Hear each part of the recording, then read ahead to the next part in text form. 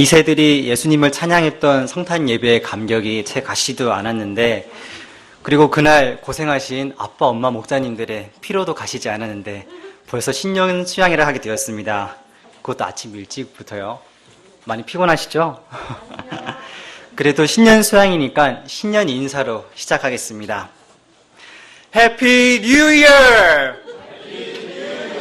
네, 신년 수양회를 허락하신 하나님께 감사를 드립니다. 연말 연시에는 여러 모임과 행사로 인해서 많이 분주하기도 하고 정신도 없고 그래서 피곤한 때이기도 합니다.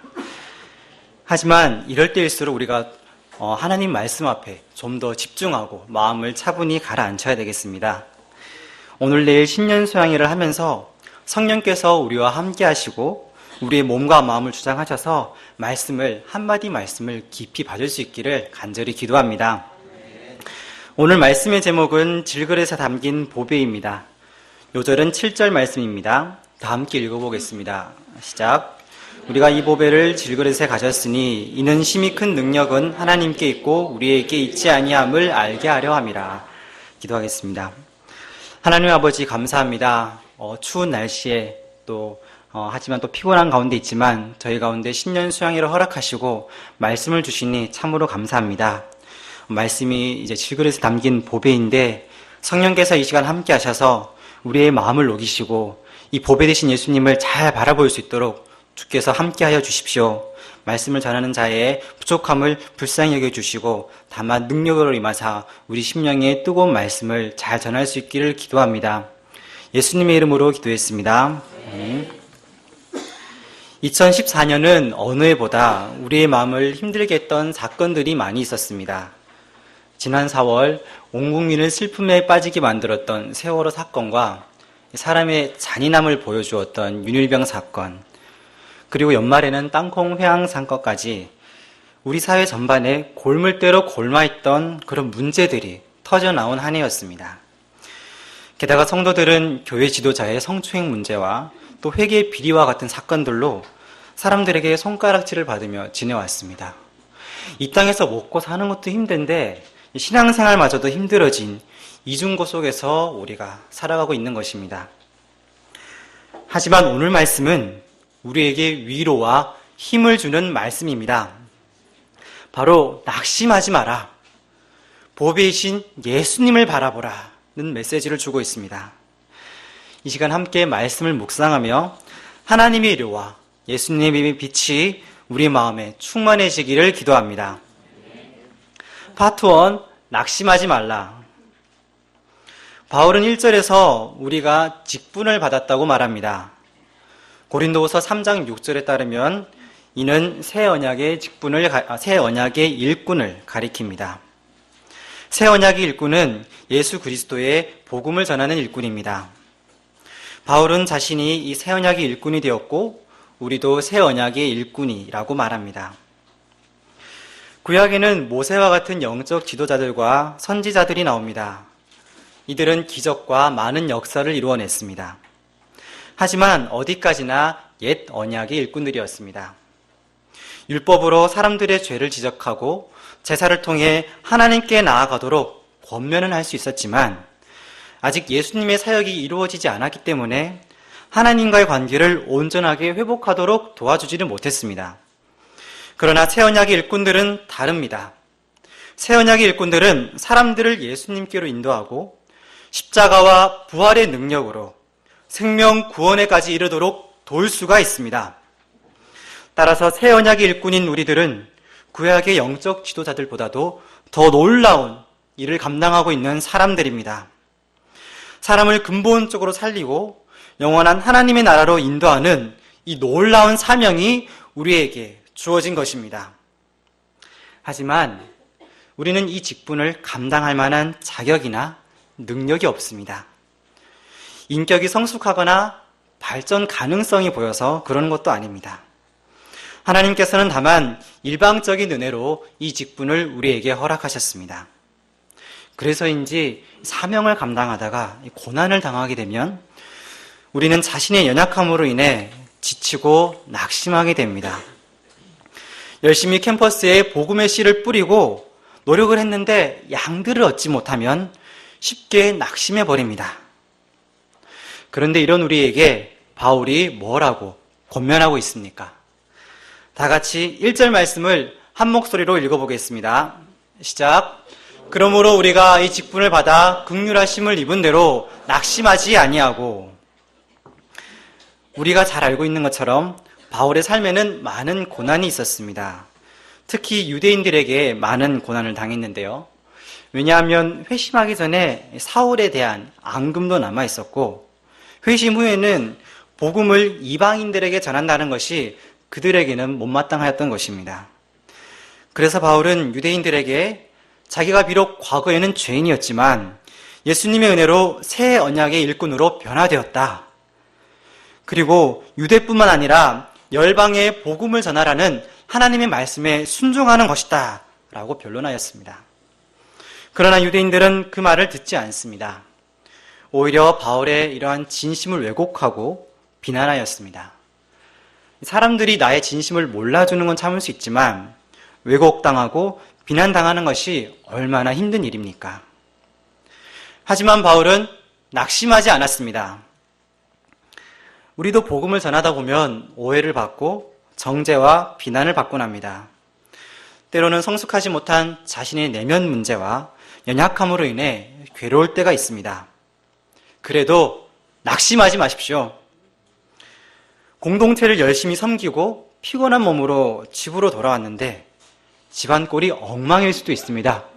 하지만 낙심하지 마십시오. 열심히 일대일 하고 왔는데 남편과 아이들이 째려보면서 엄마는 밥도 안 주고 왜 이렇게 늦어? 라고 구박할 수도 있습니다. 하지만 낙심하지 마십시오. 갈라디아서 6장 9절에 우리가 선을 행하되 낙심하지 말지니 피곤하지 아니하면 때가 이르매 거두리라 라고 했습니다.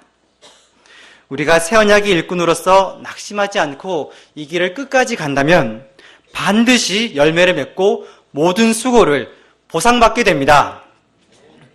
2절을 보십시오. 이에 숨은 부끄러움의 일을 버리고 속임으로 행하지 아니하며 하나님의 말씀을 혼잡하게 하지 아니하고 오직 진리를 나타내므로 하나님 앞에서 각 사람의 양심에 대하여 스스로 추천하노라.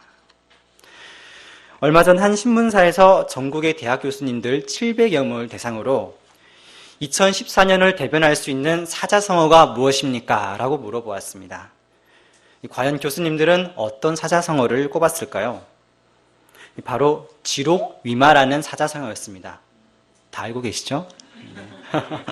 이 말은 사슴을 가리켜 말이라고 속인다라는 뜻입니다. 거짓을 말하고 남을 속이고 우겨가는 것을 비유한 말입니다. 이는 우리 사회에 얼마나 많은 속임수와 중상모략의 판을 치고 있는지 이에 대해서 지식인들이 한탄을 하는 그런 대목이었습니다. 그 옛날 고린도 교회도 이와 비슷한 상황을 겪고 있었습니다. 고린도 지역은 크고 번성한 상업도시로 많은 사람의 교류와 헬라 철학, 영지주의 등 다양한 사상들이 오가는 곳이었습니다. 고린도 교회 성도들은 이런 시류에 영향을 받게 되었고 진리와 세상의 가르침 속에서 많은 혼란을 겪고 있었습니다. 그런데 이때 바울의 대적자들은 이런 환경을 악용합니다. 거짓과 속임수로 진리와 잘못된 사상들을 섞어가면서 성도들을 가르칩니다. 그런데 그 목적이 성도들을 자신의 사람으로 만들고 바울을 몰아내려는 다분히 정치적인 모략이었습니다. 하지만 바울은 이런 상황에 굴하지 않고 오직 진리만을 증거했습니다. 고린도후서 13장 8절을 보면 우리는 진리를 거슬러 아무것도 할 수 없고 오직 진리를 위할 뿐이니 라고 말했습니다. 바울은 이럴 때일수록 더욱 진리를 향한 자신의 의지를 굳건히 다졌습니다. 사람들은 세상에서 진리대로 살아가기보다 적당히 거짓과 속임수를 써가면서 자기 나름의 정치를 벌이면서 살아갑니다. 그러나 우리 믿는 사람들은 진리의 기초에서 정직하게 살아가야 합니다. 말과 행동이 일치하는, 그래서 하나님 앞에서도 다른 사람의 양심 앞에서도 떳떳한 삶을 살아가야 합니다. 이상의 내용을 정리해보면 낙심하지 않고 속이지 않고 진리를 나타내는 것이 새 언약의 일꾼으로서의 삶의 자세임을 알 수가 있습니다. 하지만 우리가 이렇게까지 해도 전혀 우리에게 영향을 받지 않고 복음을 영접하지도 않고 관심조차 가지지 않는 사람들이 있습니다. 좋은 것을 보면 관심을 두기 마련인데 왜 사람들이 복음과 진리에서만큼은 그렇게 배척하고 관심을 가지지 않는 것일까요? 3절과 4절 전반부를 보겠습니다. 만일 우리의 복음이 가려졌으면 망하는 자들에게 가려진 것이라. 그 중에서 이 세상의 신이 믿지 아니하는 자들의 마음을 혼미하게 하여 그리스도의 영광의 복음의 광채가 비치지 못하게 함이니. 오늘날 많은 사람들이 한국 교회에 대해 반감을 가지고 있습니다. 일부 사람들의 허물과 잘못이 마치 우리 모두의 죄인 양 비난을 받는 것입니다. 심지어 요즘에는 캠퍼스에서 전도 활동을 하면 캠퍼스 폴리스에게 지적받고 쫓겨납니다. 이런 것을 생각하면 새 언약의 일꾼으로서 산다는 것이 참으로 씁쓸해집니다. 하지만 바울은 이 문제에 있어서 영적인 분별력을 가지고 담대하게 말했습니다. 만일 우리가 최선을 다해 복음을 전해도 사람들이 복음을 영접하지 않는다면 그것은 그들에게 책임이 있다. 그 마음은 사단이 역사하여 어둡게 했기 때문에 영접하지 않는 것이다. 그러니 너희의 잘못이 아니다 라고 말하고 있습니다. 바울이 어려움 가운데서 사람들의 비난과 변하지 않는 영혼들을 바라보면서도 낙심하지 않고 계속 사명을 감당할 수 있었던 것은 바로 이러한 분별력이 있었기 때문에 가능한 것이었습니다. 그런데 영접하지 않는 사람들, 사단의 방해와 세상의 욕심에 눈이 먼 사람들은 과연 변할 가능성이 없는 것일까요? 5절과 6절을 보십시오. 우리는 우리를 전파하는 것이 아니라 오직 그리스도 예수의 주 되신 것과 또 예수를 위하여 우리가 너희의 종된 것을 전파함이라. 어두운 데에 빛이 빛이라 말씀하셨던 그 하나님께서 예수 그리스도의 얼굴에 있는 하나님의 영광을 아는 빛을 우리 마음에 비추셨느니라. 바울은 빛과 같은 복음의 역사에 강한 확신이 있었습니다. 왜냐하면 그 자신이 빛 대신 예수님을 체험했기 때문입니다. 사도행전 9장을 보면 사울이 스데반을 돌로 쳐서 죽이고 성도들을 핍박하러 가는 모습이 나옵니다. 그런데 그때 하늘에서 찬란한 빛이 사울에게 비추어집니다. 그것은 바로 예수님의 빛이었습니다. 예수님의 강렬한 빛이 사울에게 임하게 되자 그는 회심하고 예수님을 전하는 사도 바울이 되었습니다. 마치 태초에 어두운 가운데 빛이 임하고 창조의 역사가 시작되었던 것처럼 사울의 어두운 심령에 예수님의 빛이 임하면서 바울이라는 재창조의 역사가 시작된 것입니다. 우리가 감당하는 복음의 역사도 이와 같습니다. 아무리 어르고 달래도 변하지 않는 양들이 있습니다. 정말 안 될 것 같은 양들도 있습니다. 하지만 그들의 심령에도 예수님의 빛이 임하면 재창조의 역사가 일어날 수 있습니다.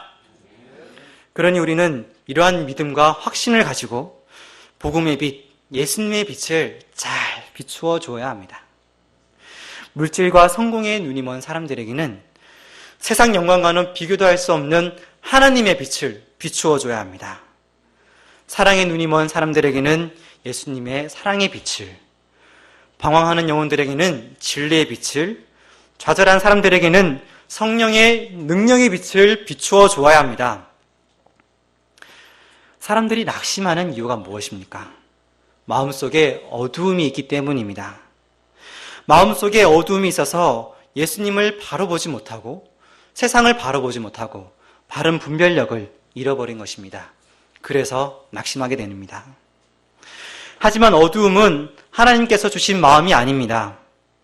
디모데후서 1장 7절을 보면 하나님이 우리에게 주신 것은 두려워하는 마음이 아니요 오직 능력과 사랑과 절제하는 마음이니 라고 했습니다. 어두움은 사단이 심은 마음입니다. 그러니 복음의 빛으로 몰아내야 합니다. 예수님은 너희는 마음에 근심하지 말라. 하나님을 믿으니 또 나를 믿으라고 하셨습니다. 낙심하지 않고 길 대신 예수님을 적극적으로 믿고 따르는 것, 그것이 우리가 가져야 할 삶의 자세입니다. 올 한 해 우리를 낙심시키는 일들이 참으로 많았습니다. 그러나 하나님께서 강력한 복음의 빛으로 낙심케 하는 모든 어둠들을 몰아내 주시기를 간절히 기도합니다. 그리고 우리들도 예수님을 적극적으로 따르면서 승리하는 인생을 살아갈 수 있기를 기도합니다. 파트 2, 보배이신 예수님만 바라보십시오. 지난 11월에 프로야구 선수들의 몸값 경쟁이 이슈가 된 적이 있습니다. 4년을 계약하는데요. 어떤 선수는 50억을 계약하고 어떤 선수는 65억, 최고 80억까지 체결되는 걸 봤습니다. 참, 네, 마음이 그렇더라고요. 이런 선수들의 연봉과는 비교할 수는 없지만 직장인들도 보통 연말연시가 되면 연봉을 재계약하고 협상을 하게 됩니다. 사실 협상은 말뿐이고 위에서 통보를 받습니다. 그래서 보통 이맘때가 되면 내년 나의 연봉이 얼마나 될까? 혹 떨어지는 거 아니야? 하면서 초조해하는 때입니다. 모든 것이 돈으로 환산되는 자본주의 사회에서 연봉이라는 것은 마치 우리의 몸값을 나타내는 것 같습니다. 그런데 성경에서는 과연 우리의 몸값을 얼마라고 하고 있을까요? 본문에서는 직접적인 금액을 말하고 있지 않지만 이렇게 얘기합니다. 너희는 질그릇이다 라고 말입니다. 7절 전반부를 보십시오. 우리가 이 보배를 질그릇에 가졌으니, 질그릇은 흙으로 만들어진 쉽게 깨어지는 그릇입니다. 그래서 싸게 팔리고 우리에게 있으면 좋고 없어도 상관없는 그런 그릇입니다.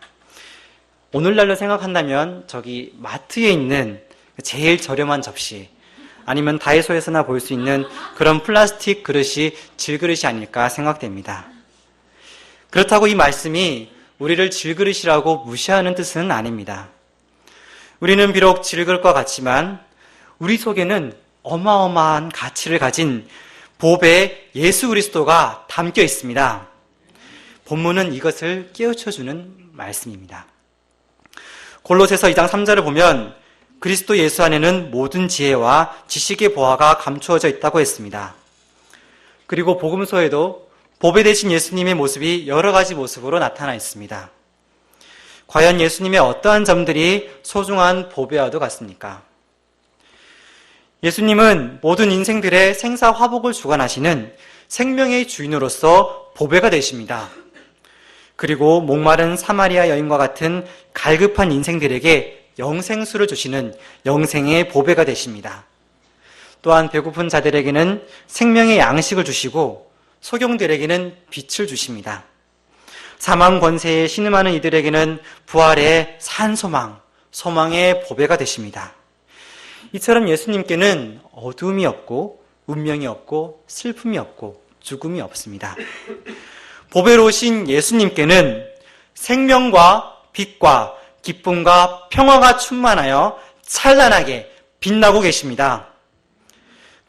그래서 보배로우신 예수님을 잘 간직한 사람은 비록 겉모습은 질그릇 같아 보여도 그 안에 계신 예수님으로 인해 보배와 같은 찬란한 인생을 살 수가 있는 것입니다.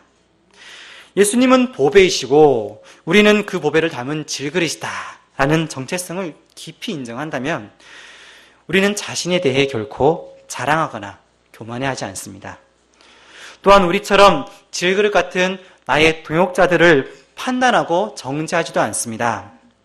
내 안에 담긴 예수님만을 생각하면 늘 감사가 넘치고 다른 사람에게 담긴 예수님을 생각한다면 그들이 너무나 사랑스럽고 기쁜 마음으로 동역을 할 수가 있습니다.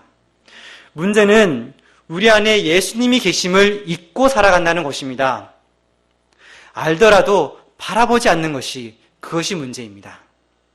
우리 모두 보배이신 예수님을 바라보며 살아가기를 간절히 기도합니다. 7절 하반부를 보면 이는 심히 큰 능력은 하나님께 있고 우리에게 있지 아니함을 알게 하려 함이라 라고 했습니다. 하나님은 우리 삶의 능력이 하나님께 있다는 것을 알기를 원하십니다. 모세가 애굽의 왕자이던 시절 그는 자신의 힘과 열정으로 동족들을 구원하려 했습니다. 그러나 오히려 살인자로 추락하고 광야로 도망치게 됩니다. 이는 모세의 인간적인 힘과 의지를 낮추시려는 하나님의 섭리였습니다.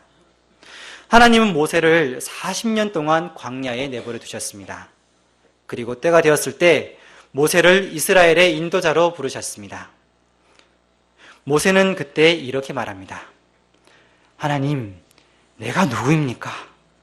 내게 무슨 능력이 있어서 이스라엘 자손을 인도하여 냅니까? 하나님은 이런 모세의 겸손한 고백을 받아주시고 약속하셨습니다. 내가 반드시 너와 함께 있을 것이다. 하나님께는 인간적인 힘만 의지하는 그것으로 똘똘 뭉친 왕자 모세가 필요 없었습니다. 아무런 힘이 없다고 고백하고 하나님 앞에서 신발도 벗을 줄 아는 그런 겸손한 모세가 필요하십니다. 내가 너와 함께 하겠다. 이 한마디에 모든 것을 걸고 용기를 얻고 그것을 붙들고 살아가는 믿음의 모세가 필요하셨습니다. 우리 삶에 큰 능력이 하나님께 있음을 안다면 나에게 능력이 없다고 좌절할 이유가 없습니다. 나에게는 허물밖에 보이지 않는다고 슬퍼할 이유도 없습니다. 능력은 하나님께 있고 그 능력은 내 속에 있는 예수님을 통해 역사하는 것입니다. 우리 모두 질그릇에 담긴 법의 이 원리를 잘 이해할 수 있기를 원합니다. 나의 힘이나 연약한 삶을 계산하면서 살아갈 것이 아니라 하나님의 크신 능력을 체험하는 삶을 살아가시기를 기도합니다. 8절과 9절은 이 능력이 얼마나 큰지를 가르쳐주고 있습니다. 우리가 사방으로 우겨싸움을 당하여도 쌓이지 아니하며 답답한 일을 당하여도 낙심하지 아니하며 박해를 받아도 버림받지 아니하며 거꾸로 뜨림을 당하여도 망하지 아니하고 예수님이란 보배를 가진 사람은 어떤 시련이 와도 넉넉히 이길 수가 있습니다. 우리에게 능력 주시는 자 보배 되신 예수님으로 말미암아 우리는 모든 것을 할 수가 있습니다. 물론 때로는 잠시 넘어질 때도 있습니다. 하지만 절대로 깨지지 않습니다. 예수님이 내 삶의 무게중심을 꽉 붙들고 있기 때문에 우리는 오뚜기처럼 다시 일어설 수가 있습니다. 바울은 복음을 전하다가 오기도 갇히고 매도 많이 맞았습니다. 배를 타다가 풍랑도 만나고 독사에게도 물리고 질병으로 평생 고생하며 살았습니다. 우리가 생각할 수 있는 안 좋은 시나리오, 안 좋은 기도 제목은 그의 인생에 다 담겨져 있는 것 같습니다. 이런 그도 사람인지라 고린도후서 1장 8절을 보면 내가 심한 고난 때문에 살아갈 소망마저 끊어졌다 라고 고백했습니다. 하지만 모든 것이 끝났다고 생각되던 그때에 바울은 죽은 자를 다시 살리시는 하나님을 만나게 됩니다. 그는 부활신앙을 체험한 것입니다. 10절과 11절을 보면 우리가 항상 예수의 죽음을 몸에 짊어짐은 예수의 생명이 또한 우리 몸에 나타나게 하려 함이라. 우리 살아있는 자가 항상 예수를 위하여 죽음에 넘겨짐은 예수의 생명이 또한 우리 죽을 육체에 나타나게 하려 함이라 라고 했습니다. 바울은 죽을 것 같은 환난에 쓰러져도 하나님께서 다시 살리심을 믿었습니다. 그리고 그런 환난의 시간들이 복음 역사에 있어서는 든든한 밑거름이 된다는 것을, 그리고 마침내 열매를 맺게 한다는 것을 깨닫게 됩니다. 15절을 보십시오. 이는 모든 것이 너희를 위함이니 많은 사람의 감사로 말미암아 은혜가 더하여 넘쳐서 하나님께 영광을 돌리게 하려 함이라. 바울은 자신의 고난이 자기의 양들을 위한 것임을 깨닫게 됩니다. 자신은 비록 고생했지만 그 고생으로 이방인들이 회개하고 변화하고 성장하였습니다. 그는 이것을 생각할 때면 늘 감사했고 하나님께 영광을 돌릴 수가 있었습니다. 우리가 직장 생활이 너무 힘들고 그만두고 싶은 마음이 막 솟구칠 때 어떻게 그 마음을 가라앉힐 수 있습니까? 이 토끼 같은 부인과 여우 같은 자식들의 사진, 가족 사진을 보면서 바뀌었죠? 여우 같은 부인. 네. 제게는 토끼 같은 부인입니다. 네. 가족 사진을 보면서 그 마음을 달래지 않습니까? 네. 목자 생활도 비슷한 것 같습니다. 목자 생활을 하다 보면은 그만두고 싶을 때가 얼마나 많습니까? 하지만 영적인 자녀들, 우리가 섬긴 그 양들이 예수를 주로 고백하고 성장하는 모습을 보고 있으면 그간의 모든 고난들이 다 씻겨져 나갑니다. 목자 생활을 하며 말할 수 없는 고난의 순간들이 얼마나 많았습니까? 하지만 그 시간들이 있었기에 그 양들이 지금은 든든한 나의 동역자로 성장한 것입니다. 이것이 얼마나 감사한 일입니까? 힘들고 괴로워도 내 옆에 있는 영적인 자녀들, 양들, 든든한 동역자들을 바라보면서 우리가 목자의 직분을 끝까지 감당할 수 있기를 기도합니다. 바울은 16절에서도 우리가 낙심하지 않을 수 있는 이유에 대해 말해주고 있습니다. 왜냐하면 우리의 겉사람은 늙어가지만 우리의 속사람이 날로 새로워지기 때문에 우리는 낙심하지 않을 수가 있습니다. 육체는 아무리 잘 먹고 꾸준히 운동을 해도 세월이 지나면 낡아집니다. 이마에 주름살도 생기고 흰머리도 생기고 눈도 침침해집니다. 그러나 보배이신 예수님을 바라보고 부활의 믿음으로 살아간다면 우리의 속사람은 날로 새로워집니다. 신앙 연수가 쌓일수록 스피릿이 더욱 충만해집니다. 중국 춘추 전국 시대에 한나라 때에 중국을 엄청 괴롭혔던 흉노족이라는 민족이 있었습니다. 그들은 북방 유목민족으로 매우 호전적이고 잔인해서 남쪽에 있는 대륙 사람들을 많이 괴롭혔다고 합니다. 그런데 이 골칫거리인 흉노족을 크게 토벌한 장군이 있었으니 그는 후한 시대에 살았던 마원이라는 사람이었습니다. 그런데 한 가지 놀라운 사실은 이 마원이 흉노족을 물리치려고 전쟁터에 나갔을 때 그의 나이가 62세였다는 것입니다. 상상이 되십니까? 웬만큼 젊고 강한 사람도 마다했던 이 전쟁을 이순이 넘은 노장이 감당하고 큰 승리를 이룬 것입니다. 이 마원 장군은 평소에도 스피릿이 충만하여 이런 말을 자주 했다고 합니다. 대장부가 뜻을 품었으면 어려울수록 굳세어져야 하고 늙을수록 건장해야 한다. 이 늙을수록 건장해야 한다. 한자로 풀면 이제 노당 익장이라고 하죠. 다 알고 계시죠? 네. 이것이 바로 오늘날 우리가 쓰는 노익장이라는 말의 유래입니다. 우리가 이런 노익장의 스피릿을 배울 수 있기를 원합니다. 나이만 들고 늙어간다고 생각하지 마시고 나이가 들수록 나의 속사람을 더욱 건장하게 강건하게 만들어야 되겠다는 신앙의 노익장을 발휘해야겠다는 그런 방향을 잡으시기를 기도합니다. 그래서 나이에 낙심하지 않고 항상 패기 넘치는 청년으로 살아가시기를 기도합니다. 저는 대구에서 태어났고 어릴 때부터 낯가림이 심한 아이였습니다. 친구를 잘 사귀지 못해 늘 집에만 있었습니다. 집안도 가난하여 부모님은 항상 이런 말씀을 하셨습니다. 아빠 엄마는 돈도 능력도 없어서 나한테 해줄 것이 없다. 그러니 네가 알아서 해라. 라고 서울말로 하지 않으시고 아빠 엄마는 돈도 없고 능력도 없고 그래서 니한테 해줄 게 없다. 그럼 네가 알아서 해라. 라는 말을 늘 듣고 자라왔습니다. 그래서 저는 늘 알아서 했습니다. 저는 눈치로 세상 돌아가는 것을 보고 배우며 자라왔습니다. 저희 집은 올해 수능 만점자를 4명이나 배출한 대구 경신고등학교 근처에 있습니다. 동네에는 경신고를 비롯한 우수한 학교들이 많이 모여 있어서 강남 부럽지 않은 막강한 학군을 자랑했습니다. 이런 환경 속에서 저의 성적은 항상 상위권이었습니다. 남들처럼 학원 가외 한번 해본 적이 없는데 성적을 잘 받으니까 남들보다 학습 능력이 뛰어나다고 생각했습니다. 어떤 때는 시험 당일 새벽에 공부를 해도 90점이 넘고 수능도 요약집 3권 붙들고 대충 공부했는데 경북대학교 건축학부에 입학했습니다. 이런 학창시절의 경험은 저를 교만하게 했고 결국 대학에서 공부와 담을 쌓게 했습니다. 당연히 학점은 엉망이었습니다. 그래도 교수님들은 제가 ROTC로 졸업해야 했기 때문에 불쌍히 여기시고 최소 졸업 학점을 맞추어 주셨습니다. ROTC 장교 생활을 끝내고 영화 감독이 되고 싶어서 서울에 올라왔고 저는 명동에 있는 한국영화교육원에 입학했습니다. 그즈음 UBF에서 말씀 공부도 시작했습니다. 그런데 어느 날 영화 감독을 하려면 현장에서 밑바닥에서부터 배워야 한다는 뜻모를 생각에 사로잡혔습니다. 그래서 한국교육영화원을 자퇴하고 제작 프로덕션을 여기저기 찾아다니며 일자리를 구했습니다. 당연히 저를 뽑아주는 곳은 아무데도 없었습니다.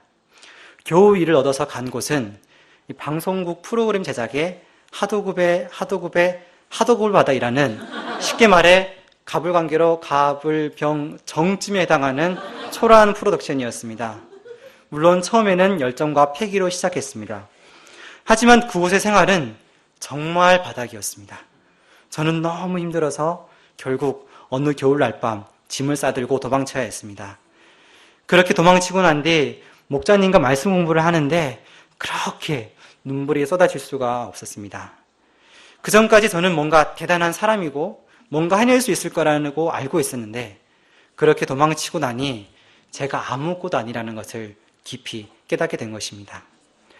하지만 다행히 하나님의 은혜를 덧입고 다시 건축 전공을 살려서 취업에 도전했습니다. 감사하게도 4개월 만에 건축기사에 합격하고 기사 합격한 지 2달 뒤에 현재 직장에 취직하게 되었습니다. 남들은 취업을 위해 이력서를 100부 이상도 쓴다고 하는데 저는 한 부만 쓰고 한 번에 그냥 취업했습니다. 하나님의 긍휼하심과 은혜를 입은 것이지만 저는 또다시 교만해져 버렸습니다. 입사 후에는 임원들의 눈에 띄어 금방 인정받게 되었습니다. 저를 눈여겨본 임원은 제게 능력과 가능성이 있어 보인다며 2년간 일하던 설계 내역 부서에서 디자인 부서로 이동시켜 주었습니다. 저 역시 그분의 기대대로 잘할 수 있을 거라고 생각했습니다. 하지만 부서를 바꾼 이후 지난 3년간 저의 성과는 제로입니다. 아무 성과가 없습니다. nothing입니다. 저의 업무는 좋은 전시관을 계획하고 그것을 제안해서 사업을 따내는 것입니다. 사업을 보통 수주한다고 그러죠. 그런데 3년 동안 약 9개의 프로젝트에 참여했는데 그중 8개는 떨어졌고 1개는 당선되었다가 사업이 취소되어 버렸습니다. 돈으로 환산하면 약 600에서 700억 정도의 사업을 놓친 것입니다. 물론 이 일은 저 혼자 하는 것은 아닙니다. 다양한 분야의 여러 사람들과 함께 일을 합니다. 하지만 실패가 계속되자 이것이 모두 제 탓인 것만 같아 저는 너무나 괴롭고 스트레스에 시달렸습니다. 마이너스의 손, 불운의 아이콘이 되어버린 것 같아 너무나 괴로웠습니다. 늘 성과가 좋은 한 직장 동료가 저와 같이 하는 프로젝트에서 떨어지고는 저에게 병준 씨는 기가 너무 센 것 같아 라고 말하기도 하고 팀장님은 저더러 기도빨이 부족하다고 기도원에 가서 열심히 좀 기도하라고 핀잔을 주기도 했습니다. 목자로서의 삶은 말할 것도 없었습니다. 제가 섬기는 양은 이진영 목자님이 전부인데요. 그나마 제가 너무 바빠서 말씀 공부를 잘 이루지 못했습니다. 보통 기도 제목을 나누면 목자님들이 양들을 생각하면서 우리 양이 1대1을 꾸준하게 할 수 있도록 기도해 주세요 라고 하는데 저희는 이진영 목자님이 우리 목자님이 1대1을 꾸준하게 할 수 있도록 해주세요 라고 기도하는 형편입니다. 목자로서 면이 서질 않습니다. 목자 생활이라도 잘할 수 있을 줄 알았는데 그러지 못했습니다. 명절을 맞아 고향에 내려가면 장인어른, 장모님은 항상 저희 가정에 대해 걱정하십니다. 왜냐하면 저희에게 미래를 보장할 만한 돈도 비전도 없기 때문입니다. 직장인의 정년이 길어봤자 40 중반이고 50이라면서 늘 앉혀놓고 걱정하시는데 저도 어떻게 할지를 몰라. 그냥 같이 걱정만 하다가 올라옵니다. 이렇게 살다 보니 가슴 깊이 느껴지는 한 가지는 나는 아무것도 아니고 잘하는 것도 없고 가진 것이 아무것도 없다라는 것입니다. 저는 이러한 삶의 무게에 눌려 지난 몇 년간 영적으로 어두운 터널을 지나와야 했습니다. 성과도 없이 늘 바쁜 직장 생활과 부끄러운 목자 생활, 고생하는 가족들, 이런 제 인생을 생각하면 마음이 너무나 무거웠고 깊은 자기 연민에 빠질 수밖에 없었습니다. 크게 낙심하고 마음이 빈털터리가 되었습니다. 그러나 하나님께서는 이러한 어둠의 시간들을 묵묵히 함께 하시다가 한 줄기 빛과 같은 깨달음을 주셨습니다. 그것은 바로 오직 예수님 한 분만 바라보고 의지해라. 너 자신만 바라보면서 낙심하지 마라. 이것이었습니다. 저는 이것을 깨닫고 비로소 웃을 수가 있었습니다. 그리고 인생의 무게와 반복되는 일상과 앞이 보이지 않는 현실을 감당할 수 있는 힘과 용기가 다시 생겨나게 되었습니다. 그리고 마음속에 감사와 찬양이 되살아났습니다. 그리고 지금은 예수님을 의지하는 방법들을 새로 배우며 살아가고 있습니다. 보배이신 예수님을 새롭게 만나게 하신 하나님의 은혜에 감사와 찬양을 드립니다. 신년 수양 메신저로 의뢰받았을 때는 여느 때처럼 바쁜 가운데 있었습니다. 하지만 질글에서 담긴 보배 이 말씀이라면 바쁘더라도 잘 전할 수 있을 거라는 확신이 있었습니다. 왜냐하면 제가 자랑할 것이 오직 보배이신 예수님밖에 없기 때문입니다. 저는 정말 아무것도 아닌 보잘것없는 질그릇입니다. 하지만 제 안에는 보배이신 예수님이 계십니다. 그래서 낙심하지 않을 수 있습니다. 바라기는 제 안에 예수님이 다른 사람들에게도 잘 보이는 그런 투명한 질그릇, 사람들이 편하게 와서 예수님이 향기를 맡고 가는 그런 겸손한 질그릇으로 빚어지기를 기도합니다. 결론입니다. 17절과 18절에서 바울은 하나님 나라의 산 소망에 대해 말하며 메시지를 마무리 짓고 있습니다. 그는 우리가 겪고 있는 현재의 고난은 잠깐이고 가벼운 것이며 하나님 나라에서 누리게 될 영광은 힘이 크고 영원한 것임을 알려주고 있습니다. 우리가 이 땅에서 보이는 것들에 낙심하지 않고 보이지 않는 하나님 나라의 소망을 두고 살아가기를 기도합니다. 새 언약의 일꾼으로서 낙심하지 않고 내 안에 계신 보배로우신 예수님만 바라보며 하나님의 능력을 체험하는 삶을 살아가시기를 간절히 기도합니다. 자, 기도하고 마치겠습니다. 하나님 아버지 감사합니다. 낙심할 수밖에 없는 우리의 연약함 그리고 상황들 가운데서도 아버지여 한 줄기 빛으로 임하시는 예수님을 깨닫게 하시니 감사합니다. 그리고 그 빛과 같은 보배이신 예수님이 질그릇 같은 내 안에 있다는 것을 다시 한번 생각해 하시니 감사합니다. 하나님, 우리가 우리 자신만 바라보고 환경만 바라보고 낙심하지 않고 이 보배이신 예수님만 바라보며 살아갈 수 있도록 도와주십시오. 그리하여 예수님을 통해 하나님의 크신 능력을 체험하며 이 캠퍼스 복음 역사의 사명을 끝까지 신실하게 감당할 수 있도록 주께서 은혜를 더하여 주십시오. 감사드리며 예수님의 이름으로 기도했습니다.